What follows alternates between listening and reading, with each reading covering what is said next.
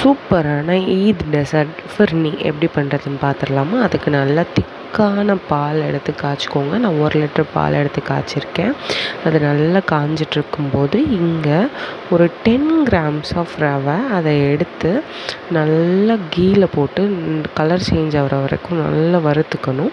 பாலில் நான் வந்து ஒரு 2-3 ஏலக்காய் தட்டி போட்டிருக்கேன். நல்லா வறுத்து முடிச்சுட்டு பாலில் சேர்த்துற வேண்டியதான். அதை நல்லா வேகட்டும். அதை அப்படியே விட்டுருங்க. அடி பிடிக்காமல் இருக்க கிண்டி கிண்டி மட்டும் விட்டுக்கோங்க. கிண்டிகிட்டே இருக்கணும். அப்புறம் 1 கப் சுகர், அப்புறம் ஒரு 2-3 பிஞ்ச் ஆஃப் சால்ட் போட்டிருக்கேன். அப்போ தான் இனிப்பு நல்லா தூக்கி காட்டும். நல்லா வேகட்டும். சுகர் வந்து வெந்ததுக்கப்புறம் தான் போடணும், இல்லைன்னா வேகாது. ஸோ வெந்ததுக்கப்புறம் சுகர் போட்டுக்கோங்க. அதுக்கப்புறம் இஷ்டம் போல் கொஞ்சம் கீ ஊற்றி எக்கச்சக்கமாக நட்ஸ், ஆல்மண்ட், கேஷ்யூ, பிஸ்தாஸ் போட்டு இந்த மாதிரி கிண்டி கிளறி எடுத்து ஃப்ரிட்ஜில் வச்சு சாப்பிட்டு பாருங்கள். அடிப்பொலியாக இருக்கும்.